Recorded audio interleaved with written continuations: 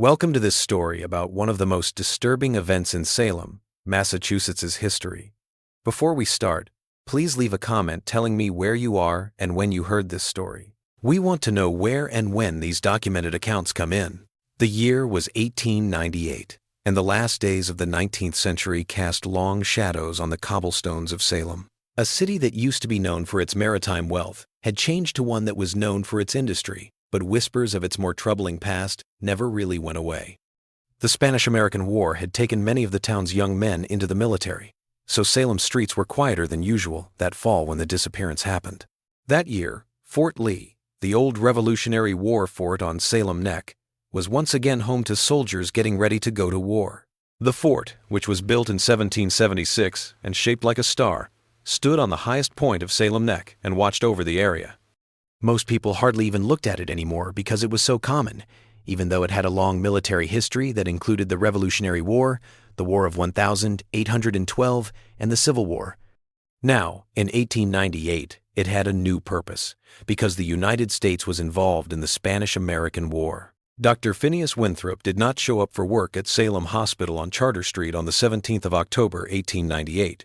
Winthrop was a well-known doctor who specialized in what was then called nervous disorders.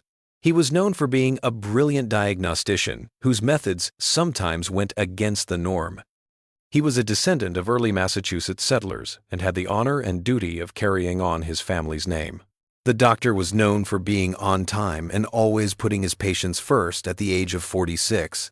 His co-workers were worried right away when he didn't show up that morning. The staff at the hospital didn't tell the police until noon. Many people thought that maybe the doctor had to go to an emergency house call or had gotten sick himself. But as hours turned into days, it became impossible to ignore how strange his disappearance was. Dr.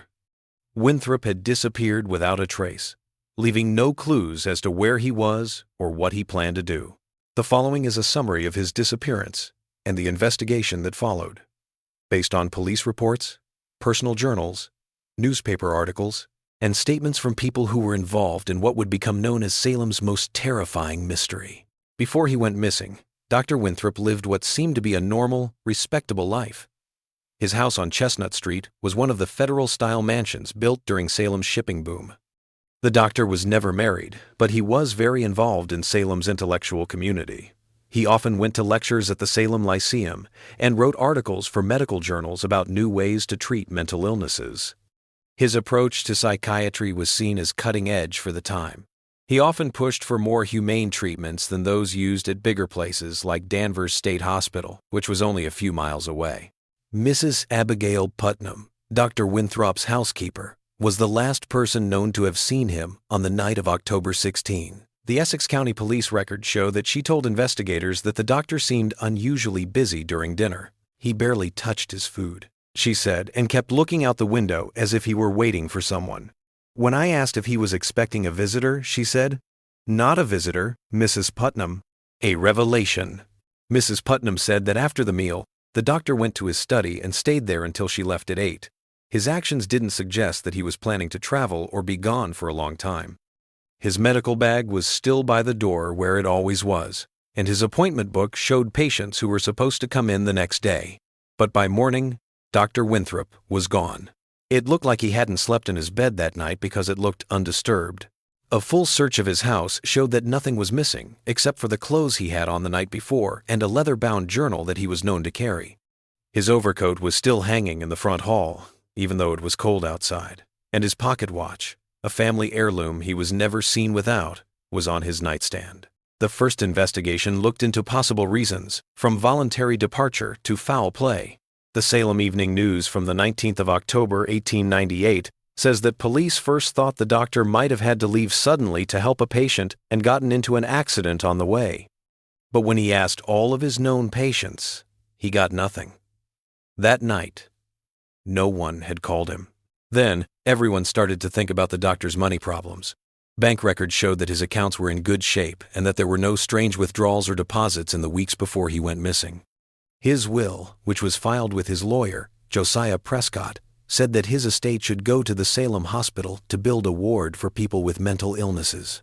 This had been the plan for years and showed that he hadn't thought about death or leaving recently.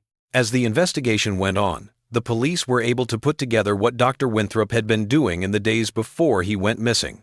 Hospital co-workers said that the doctor had been studying what he called inherited psychological imprints.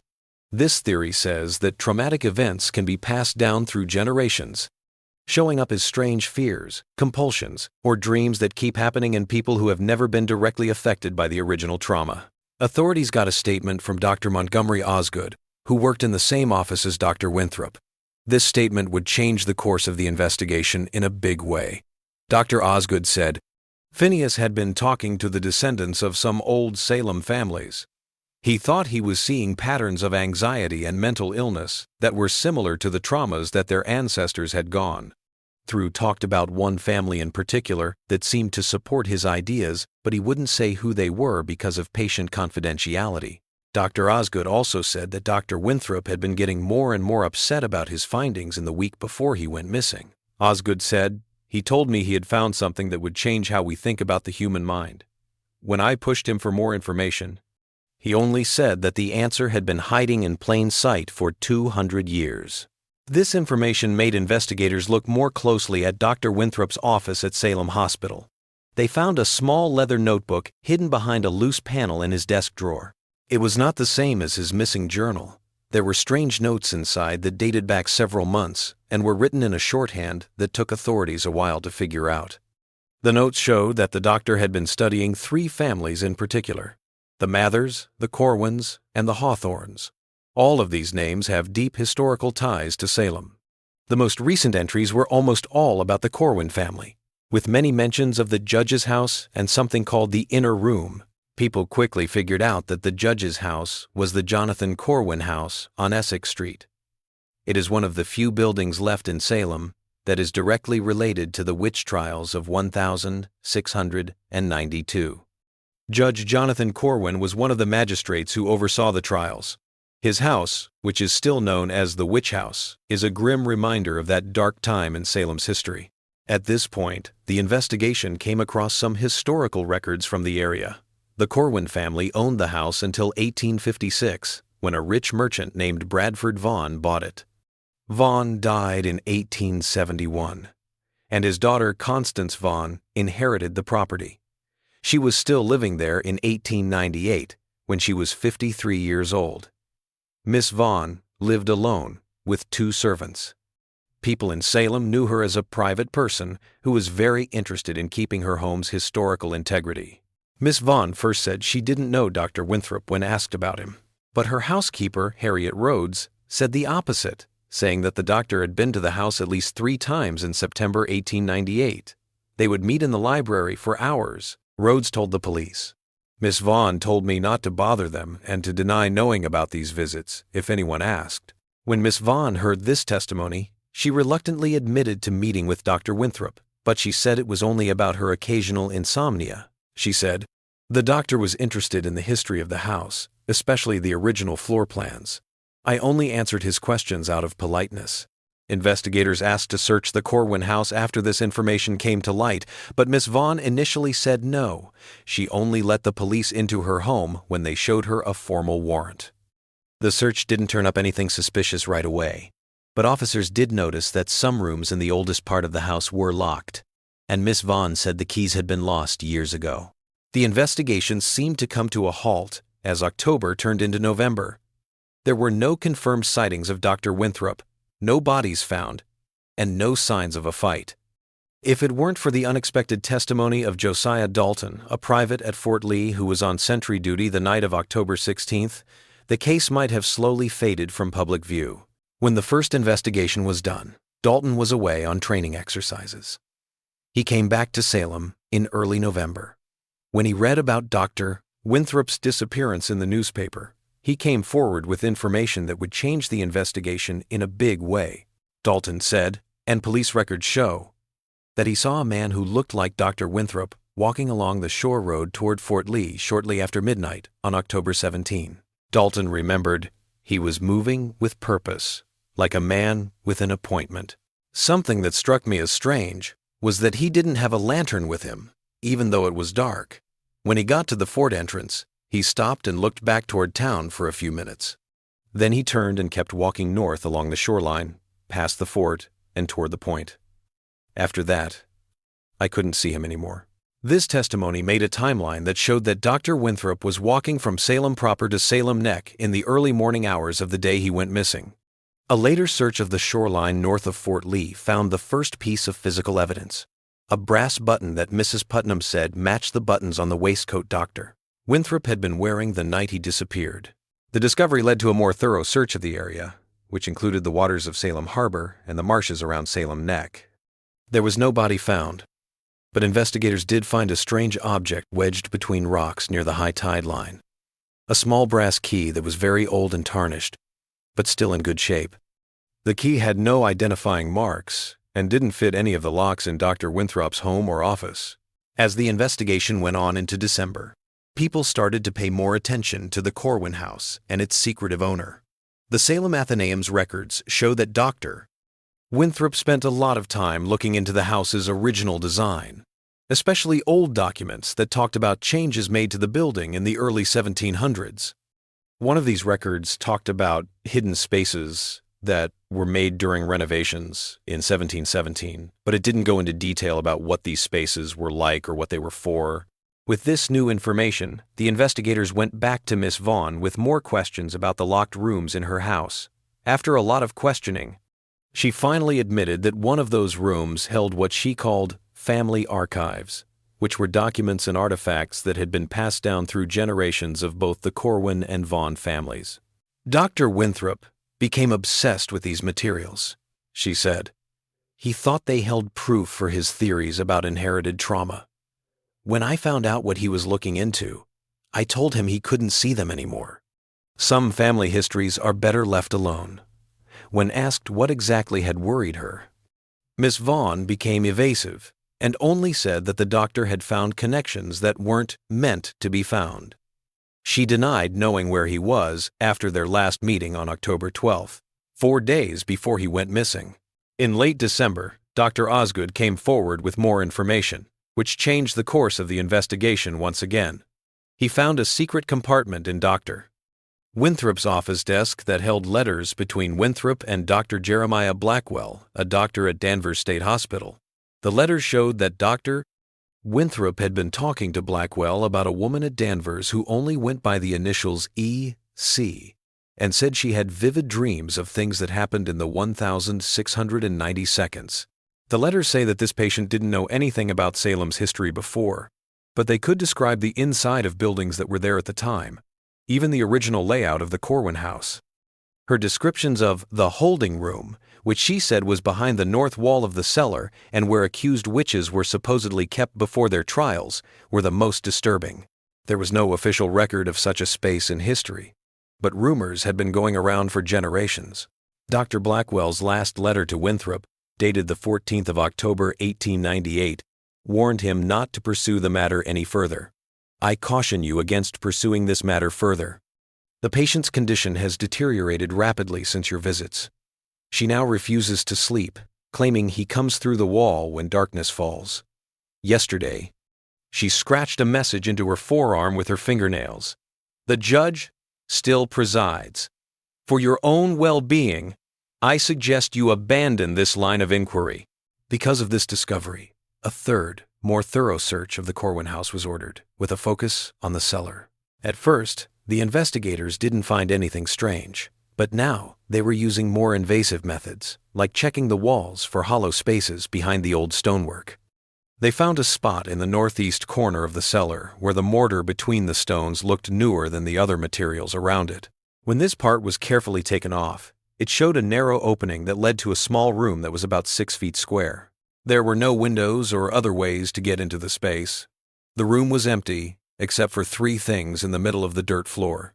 Dr. Winthrop's missing journal, which was open to the last entry, a rusty iron key that didn't fit any of the house's locks, and a daguerreotype photo from the mid-19th century that showed a group of unknown men standing in front of what looked like a newly dug tunnel entrance. The last journal entry, which was written on the 16th of October 1898, said, "I have confirmed my suspicions beyond any doubt." The oral histories dismissed as superstition contain more truth than our modern sensibilities permit us to acknowledge. The tunnels exist. They were sealed not out of fear of British invasion, as town records claim, but because of what was discovered within them in 1817. Tomorrow night, I will access the entrance at the point and follow the passage to its terminus. Miss Vaughn must be made to understand the implications of what her ancestors concealed. The pattern of affliction in the descendants cannot be coincidence. Something was brought back that night. Something that has lingered in the psychological landscape of this town for generations. I believe I now understand the true source of the inherited trauma I have observed in my patients. God help me if I am correct. There was no more information about what Dr. Winthrop had found or what the point meant after that in the journal. The only thing that could identify the daguerreotype was the date on the back, the 7th of August, 1847. When Miss Vaughn saw the hidden room and what was inside, she looked genuinely shocked. "I didn't know anything about this space," she said. She said, "I've owned the house for almost 30 years and have never seen any signs of it." But when she saw the daguerreotype, she turned pale and said that one of the men in the picture looked like her grandfather, Bradford Vaughn. The investigation now includes old records about tunnels that used to be under Salem. Town records showed that there had been a network of smuggling tunnels during the maritime era that connected different wharves and warehouses so that merchants could move goods without paying customs duties.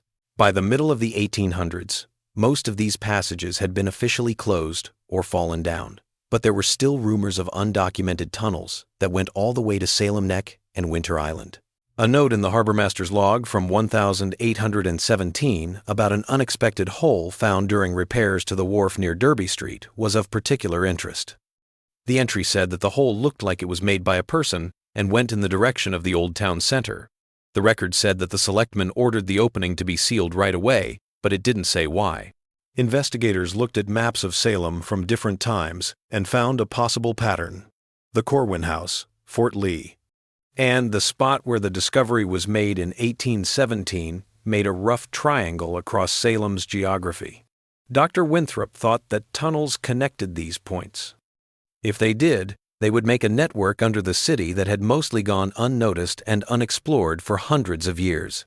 With this theory in mind, the authorities set up a search of the shoreline near Fort Lee, focusing on what locals called the Point, a rocky outcropping that juts out into Salem Harbor. They found a narrow crack in the rock face that had been disturbed recently after days of careful examination. After moving the loose stones, they found a hole big enough for a man to crawl through. A group of officers went into the passage on the 7th of January, 1899, almost 3 months after Dr. Winthrop went missing. They found a narrow tunnel carved out of the living rock that went down at a gentle slope under the harbor. The air inside was damp but surprisingly fresh, which made it seem like there was some kind of ventilation system. The passage had both old and new construction, as well as support beams of different ages that held up the ceiling at regular intervals. The officers drove about half a mile before getting to a fork in the road where the tunnel split into 3 paths. They found the first sign of Dr. Winthrop here, a piece of torn fabric that matched his waistcoat and was stuck on a rough edge of rock. The fabric looked like it had just been ripped, and there was no sign of mold or other damage. The search party broke up to look into each branch. After a few hundred yards, 2 passages ended in collapsed sections, making them dead ends. The third, on the other hand, went under the city toward Essex Street and the Corwin House. This tunnel was built in a more complicated way than the others. Instead of rough-hewn stone, it had walls lined with bricks. Small rooms opened off the main passage at regular intervals. Each room was empty, except for the remains of rotting wooden crates and barrels. The officer's report said that these areas looked like they had been used for storage for a long time, maybe even since the smuggling operations of the last century. About a mile from the entrance, the searchers found something that made them uneasy. The tunnel led to a bigger room, about 20 feet square, with shelves carved right into the stone walls. There were dozens of leather-bound books on these shelves, but their spines were blank. There was a wooden table in the middle of the room. Papers were piled on top of it, and the only thing that held them down was Dr. Winthrop's pocket watch, which he had supposedly left on his nightstand. The papers were pages ripped out of the doctor's journal, and they were not in the volume that was found in the secret room of the Corwin house. These pieces of writing, which got more and more frantic as they went on, told the story of Winthrop's exploration of the tunnels on the night of October 16th to 17th. There was a passage on the last page that would stay with the investigation. "I have reached the repository. The volumes confirm everything. Records kept by Judge S. A name is missing or unclear here. Separate from the official transcripts, detailed observations of the accused before and during their confinement. These were no mere trials, but experiments in the manipulation of fear. He was studying them, documenting the progression of their terror as systematically as any modern scientist. And for what purpose? The final volume suggests an answer too horrifying to contemplate. Something was being cultivated in these subjects. Something harvested at the moment of maximum dread. I hear footsteps in the passage behind me. Someone has followed. They must not find these records. I will proceed deeper and attempt to reach the Corwin House chamber from below." The search party went on through this room and into a tunnel that got much smaller as they went. There were signs that the passage had been disturbed recently, such as footprints in the dust that forensic analysis later confirmed were Dr. Winthrop's. These tracks went on for about half a mile before they came to another intersection. The officer's most important find here was a sealed iron door built into the tunnel wall. Its surface was covered in intricate engravings of intertwined figures that one officer said looked like they were in extreme pain. There was no handle or visible locking mechanism on the door, just a small keyhole in the middle. This lock worked with the old key found in the Corwin House chamber. It made a grinding sound when it was turned, but the door stayed locked. No amount of force could move it, and the search party finally gave up trying to open it after noticing that the temperature in the tunnel had dropped sharply near the door, making their breath visible even though it was warmer in other parts of the passage. The footprints told a final, scary story. Dr. Winthrop had apparently stood in front of this door for a while, walking around in a small area. After that, his tracks went down a side passage that led straight to the hidden room in the Corwin House cellar. A part of the wall in this room could be turned to let people in from the tunnel system. This explains how the journal, key, and photo got there. But why did Dr. Winthrop leave these things behind if he had made it to this room? And what did he do next? There were no footprints leading back out through the normal entrance to the cellar, which means he must have gone back into the tunnel system. However, the search party did not find any signs of him in any of the passages they looked at. The investigation officially ended in February 1899, when a report was sent to the Essex County Court saying that Dr. Phineas Winthrop was missing and assumed dead. For the safety of the public, the tunnels were ordered to be sealed, and brick walls were built at important access points. The secret room in the Corwin house was locked up, and the rotating wall mechanism was turned off.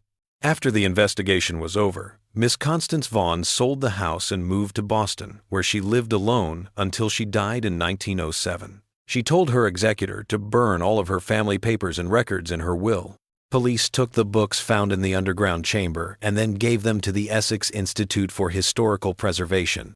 Records from the institute show that a small fire in 1902 destroyed the collection. The fire only affected the cabinet where the items were kept. There were never any public copies or photos of what was inside. Dr. Montgomery Osgood worked at Salem Hospital until 1903, when he suddenly quit and moved to Switzerland. He told his co-workers in letters that he was leaving because the intellectual environment in Salem was getting worse. He never came back to America. The most interesting ending to this mystery happened in 1923, when workers were fixing up the old Salem Hospital building on Charter Street and found a sealed envelope hidden in the cornerstone.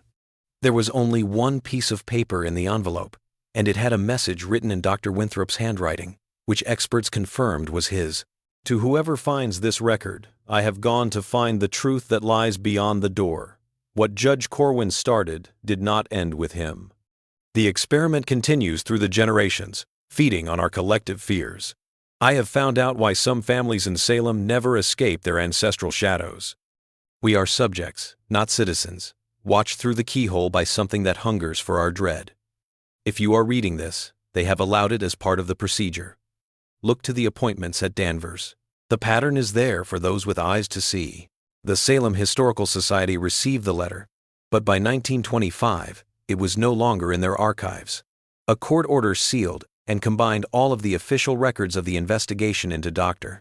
Winthrop's disappearance until 1969, when they were supposedly sent to the Massachusetts State Archives. But when researchers tried to get to these files in the 1970 seconds, they couldn't find any record of having received them. Not only did Dr. Winthrop go missing, but evidence surrounding it has been systematically erased, which makes this case even more disturbing. The man and the doctor's extensive research on inherited psychological trauma both disappeared.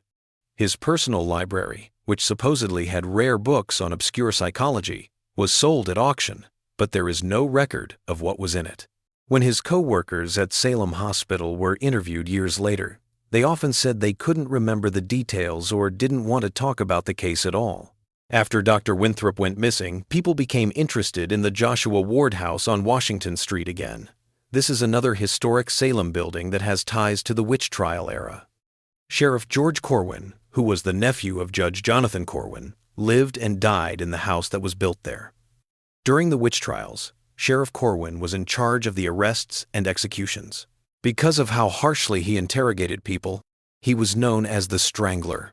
In 1899, the people who owned the Ward House said they were having strange problems, like cold spots, strange noises, and the feeling that someone was watching them.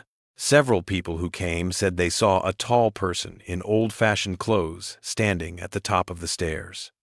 The most interesting thing was the testimony of a local photographer who found a picture of a man standing in the background of one of the pictures he took at a holiday party at the house. The person in the picture looked a lot like Dr. Winthrop, even though it was taken weeks after he went missing. In the years after the doctor went missing, other historic buildings in Salem also reported similar things happening. Witnesses said that the Pickman House on Charter Street, the Ropes Mansion on Essex Street, and the House of Seven Gables all had visitations or presences that had not been seen before 1898. In each case, the descriptions shared some things. A tall, thin man with intense eyes and a scholarly demeanor who would show up in doorways or at the edge of vision for a short time before disappearing when someone got too close. These sightings happened less and less often over time, but they never completely stopped. A night watchman at the Peabody Essex Museum said in 1967 that he saw a person who looked like Dr. Winthrop in the Phillips Library, where the museum's historical documents are kept. The figure was said to be looking at things related to the witch trials. When the watchman approached, the figure asked, "Have you seen what moves behind the masks we wear?" The watchman couldn't answer before the figure walked into another room and couldn't be found right away. The Danvers State Hospital, which Dr. Winthrop studied a lot, has its own strange link to the mystery. Danvers built the second nursing school in Massachusetts and a nurse's residence called Gray Gables in 1898, the same year the doctor went missing. Hospital records say that the fancy door knocker on the front of Gray Gables came from the Hawthorne family mansion that used to be on the site of the hospital. The knocker had an inscription that said it was ancient when the witches of Salem were tried. Entries in the administrative logs of Danvers from 1900 to 1910 were even more disturbing. They showed a sharp rise in patients admitted for what was called Salem-specific melancholia. This condition is marked by recurring nightmares about being watched or chased through underground passages, along with an overwhelming sense of inherited guilt. These patients often had no family ties but had the same symptoms and often said they could feel the judge watching. What was most disturbing was that many of these patients came from families that had lived in Salem for generations, including descendants of both the accusers and the accused in the witch trials. Dr. Frederick Packard, who was the medical director of Danvers from 1908 to 1912, was very interested in these cases and started his own investigation into possible environmental or social causes. His research was never officially published, but personal notes found after his death talked a lot about Winthrop's theory and the idea that psychological contagion could be passed down through generations in ways that science has not yet figured out. Packard's notes stopped suddenly in November 1912 with a mysterious entry. "I have found the door. God help me." Winthrop was right. Packard quit his job soon after, saying it was for health reasons. He then moved to a remote part of Vermont, where he lived alone until he died in 1927. He left his personal papers, which reportedly included a lot of notes about his Salem research, to Harvard Medical School. However, they were destroyed in a fire while they were being transported. This is just one more example of the convenient destruction that has made it hard to document this case. The most scientifically interesting part of the Winthrop disappearance is the pattern of psychological symptoms he had noticed before he went missing. The doctor had recorded instances of particular phobias, persistent nightmares, and behavioral compulsions that appeared to be hereditary in Salem, frequently emerging in individuals unaware of analogous symptoms in their forebears. He called this echo trauma and thought that severe psychological pain could somehow leave its mark on future generations, making unconscious patterns of thought and behavior that would repeat over time. This theory was very new for its time, but it is very similar to modern ideas about epigenetic inheritance. This is the scientifically proven process by which environmental factors can change how genes are expressed without changing the DNA sequence itself, which could pass on traits from one generation to the next. Studies from the late 20th and early 21st centuries have shown that extreme stress and trauma can change gene expression in ways that can be passed down to future generations. This makes it possible that Dr. Winthrop was close to discovering a scientific principle that mainstream science wouldn't accept for more than a century. The pattern of secondary disappearances that happened after the Winthrop case is what makes it different from other historical disappearances. At least 7 people who looked into different parts of Dr. Winthrop's work between 1899 and 1925 went missing or died in strange ways. These were: Professor Edmund Garfield was a historian at Boston University who tried to put together a full history of the tunnel system under Salem in 1901. He lost his unfinished manuscript when he went to the city to do research. Adeline Whipple worked as a nurse at Danvers State Hospital and helped Dr. Packard with his study of Salem-specific melancholia. In 1910, she vanished from her room at Grey Gables, leaving behind a journal with entries that grew more and more paranoid about being watched through the walls. Thomas Armitage was a librarian at the Essex Institute. He made a list of the books that were found in the underground chamber before they were destroyed in a fire in 1902. In 1905, he was found dead in his home, apparently from natural causes. However, the medical examiner noted that his facial muscles were twisted in strange ways, as if he had died in a state of extreme fear. Detective Harlan Pierce was in charge of the first investigation into Winthrop's disappearance. He worked for the Salem Police Department. In 1912, Pierce decided to look into the case again on his own after saying he had gotten new information. He went missing while looking around the shore near Fort Lee, where the entrance to the tunnel had been closed off 13 years earlier. Josephine Marsh was a Boston Herald reporter who wrote a series of articles about the Winthrop case in 1918. Marsh's editors stopped the series after the first episode when she said a tall, thin man in old-fashioned clothes was following her and disappeared when she confronted him. 3 days later, Marsh disappeared, leaving behind notes from interviews that talked about a pattern of deliberate suppression in the case. Dr. Walter Cavendish was a psychologist from New York who tried to prove Winthrop's theory of echo trauma by looking at families who had lived in Salem for a long time. After presenting early results at a medical conference in 1921, Cavendish said he got anonymous threats. The next day, his body was found in his hotel room and was officially ruled a suicide, though many of his co-workers disagreed with this decision. Richard Vaughn is Constance Vaughn's grandnephew and the person who got the few family papers that survived her ordered destruction. Richard started looking into his family's connection to the Winthrop case in 1925, but he stopped after having nightmares so bad that he had to go to the hospital. After he got out, he moved to California and refused to answer any more questions about the case. He was reported missing in 1930 after not coming back from a solo hike in the Sierra Nevada mountains. One researcher later called this pattern of disappearances and deterrence a conspiracy of silence around the Winthrop case. By the middle of the 20th century, most important records had been lost, destroyed, or sealed, and people who had seen the events firsthand had either died or refused to talk about them. The few remaining pieces of paperwork were spread out across several archives, where they were often misfiled or incorrectly cataloged. In hindsight, it seems like there was a planned effort to hide the links between them. The most interesting part of the mystery is still the physical evidence of the tunnel system itself. According to official records, all access points were closed off in 1899, but reports of unauthorized explorations continued to come in throughout the 20th century. In 1942, while preparing for possible coastal attacks during World War II, a survey of Salem's underground infrastructure found a part of the tunnel network near Derby Street that had been lost. Military personnel briefly explored the passage before sealing it as a security risk, but their report classified at the time, and only declassified in 1978, described extensive modifications of unknown purpose to the original smuggling tunnel, including walls of unusual composition that appeared to absorb sound. In 1967, workers digging for the foundation of a new building near the old Salem Hospital found what looked like another tunnel entrance. Before archaeologists could properly record the discovery, a collapse buried the opening under tons of debris. Workers at the site said that strange things happened before the building fell down, like whispers coming from the dark and a sudden drop in temperature.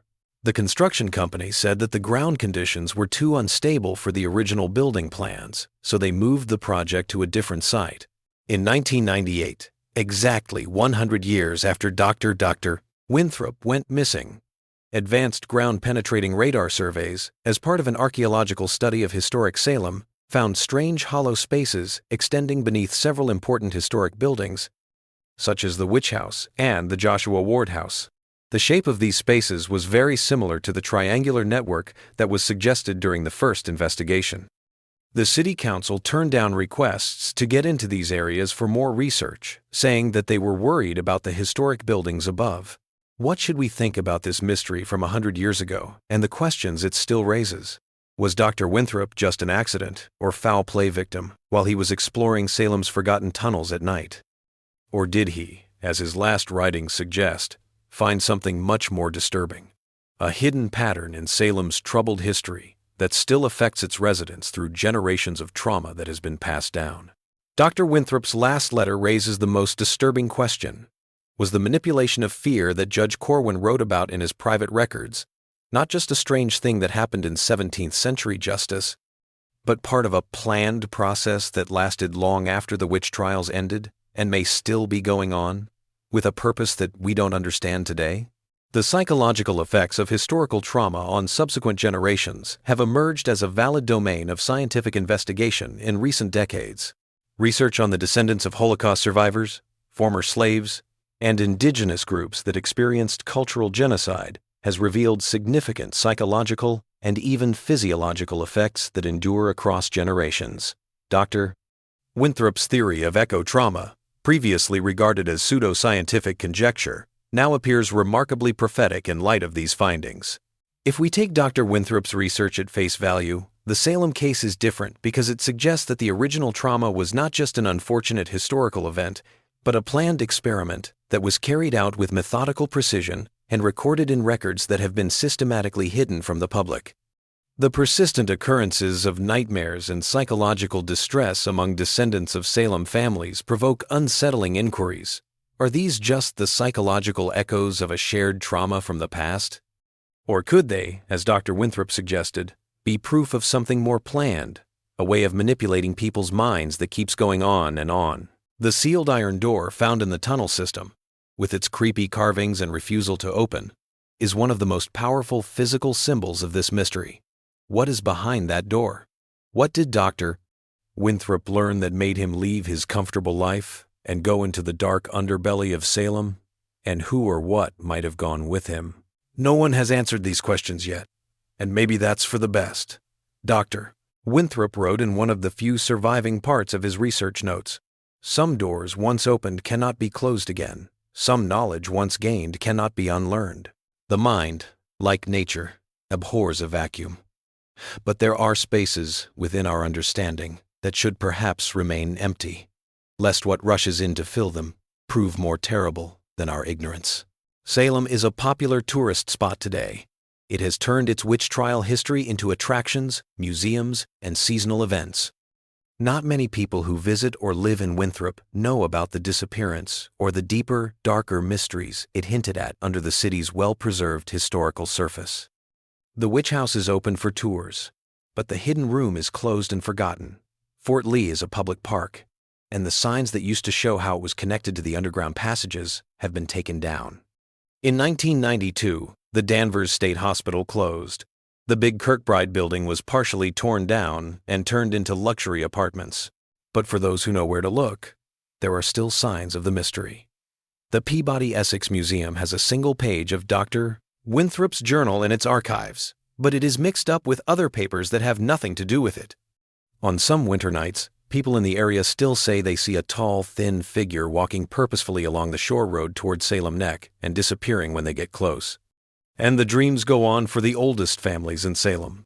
They dream of narrow passages, watching eyes, and a locked door that leads to something that waits with infinite patience. The scariest mystery in Salem's history became Dr. Phineas Winthrop's last case. It took up all of his professional time, and eventually, his life. What he found is still a mystery. Like the tunnels themselves, hidden beneath layers of time, deliberate obscurity, and maybe even something darker.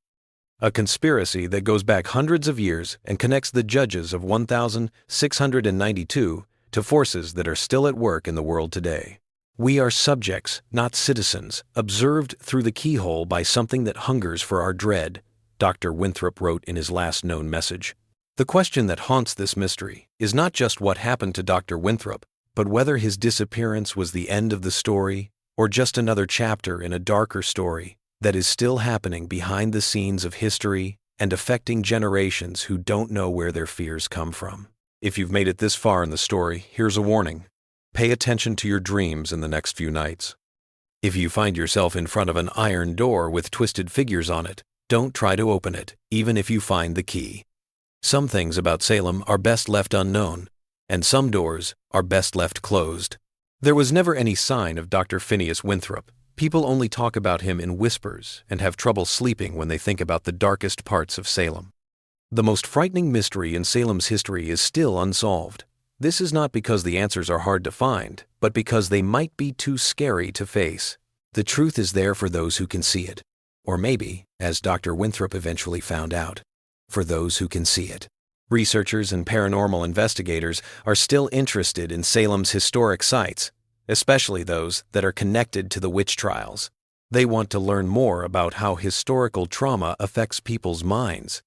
People say that strange things keep happening at the Witch House, the Joshua Ward House, and the House of Seven Gables that can't be explained by normal means. People who visit these places sometimes see a scholarly-looking man who appears for a short time before disappearing, usually near doorways or stairwells. Even though the tunnels under Salem are officially closed, they still capture the imaginations of people who live there. Some urban explorers say they have found ways to get in, but none have been able to prove that they have done a lot of exploring. City officials always say that there is no accessible tunnel network, saying that it would be dangerous for the public. Ground-penetrating radar surveys, on the other hand, still find strange empty spaces beneath important historical sites. This suggests that large parts of the system are still intact, even if they can't be reached. The continuing patterns of psychological phenomena reported by descendants of Salem's oldest families are perhaps the most interesting. Researchers from Miskatonic University's Department of Psychology did a study in 2005 that found statistically significant links between having ancestors who lived in Salem's founding families and certain types of recurring nightmares, anxiety disorders, and phobias related to being watched and being in small spaces. These patterns were more strongly linked than could be explained by cultural transmission alone, which suggests that trauma may be passed down from one generation to the next, as Dr. Winthrop suggested more than a century ago. The researchers observed that participants frequently described strikingly similar dream imagery, despite lacking prior acquaintance with one another's experiences. Constricted passages, locked doors, and the feeling of being watched by an entity situated behind or beyond a wall. Most people said they had these dreams for the first time when they were in their early teens, and the frequency and intensity of the dreams grew as they got older. Several individuals independently recounted the presence of a tall, slender figure in their dreams, occasionally offering guidance through the passages and at other times cautioning them to retreat. The study was never published in well-known psychology journals, and it is said that the university's archives lost the raw data when they were damaged by water in 2008. Dr. Eleanor Marsh, the lead researcher, retired not long after the study was finished and turned down all requests for interviews about her results. In 2010, a research assistant told a local newspaper anonymously that the study had been kept quiet because of pressure from unnamed sources within the institution. In 2015, workers who were fixing up the old Danvers State Hospital complex found a sealed room in the basement of the administration building. Construction workers say that the room only had a desk, a chair, and a single sheet of paper with writing on it. A small fire broke out and destroyed the paper before the contents could be properly recorded. The official cause of the fire was electrical, even though workers said there was no live wiring in that part of the building. During renovations, the room was sealed off, and official reports did not mention its existence. In 2020, digital restoration of damaged archives from the Essex Institute showed pieces of letters between Dr. Winthrop and colleagues in Europe. This suggests that his research went far beyond Salem. In a partially recovered letter, Winthrop mentioned echo trauma patterns that were similar to those seen in places where witch trials took place in England, Germany, and France. He theorized a network of observation points created at these sites, yet the characteristics and objectives of this network were not elucidated in the remaining fragments.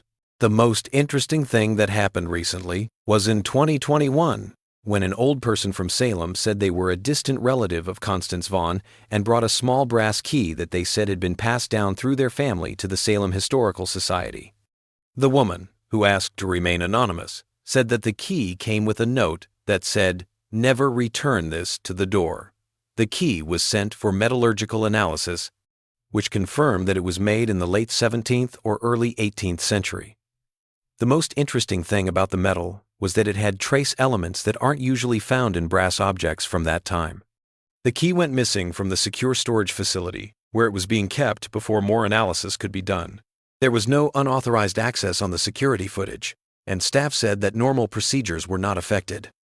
We couldn't find the old lady who gave us the key to ask her more questions, and our investigation showed that there was no record of her claimed name or address. These new developments in the Winthrop case give us some interesting clues, but not many clear answers. The pattern of evidence, showing up for a short time and then being destroyed or disappearing, continues. This could be because of an amazing coincidence, or because someone is trying to hide it. A conspiracy of silence that has lasted for more than 100 years. What is the truth at the center of this mystery? Was Dr. Winthrop just an obsessive researcher who got into trouble or had an accident while exploring without permission? Or did he, as his writings suggest, find something deeper, a hidden cause of Salem's troubled past that still affects its residents through generations of trauma passed down? The sealed iron door in the tunnel system, which has disturbing carvings on it and is hard to open, is still the best symbol of this mystery. What is behind that door? What did Dr. Winthrop learn that made him leave his comfortable life and go into the dark? And who or what might have gone with him? As you walk through Salem's historic streets today, passing buildings that have been there for hundreds of years, think about the possibility that there is another Salem beneath your feet. This is a network of forgotten passages where the echoes of the past continue to be heard. And maybe, when things are quiet, you can hear footsteps behind you that stop when you turn to look. These are the footsteps of a doctor who sought knowledge in the dark and became part of the mystery he was trying to solve. Dr. Phineas Winthrop and others who studied his work thought that the most terrifying mystery in Salem's history was not the witch trials themselves, but what they might have hidden. A purpose other than persecution.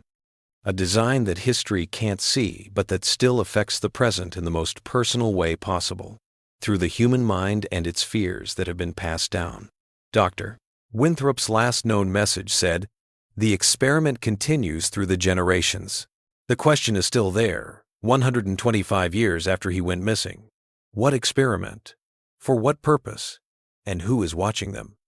If there are answers, they are probably behind locked doors, in missing archives, or in the dreams of people who don't know they have the echoes of past terrors in their blood and bones.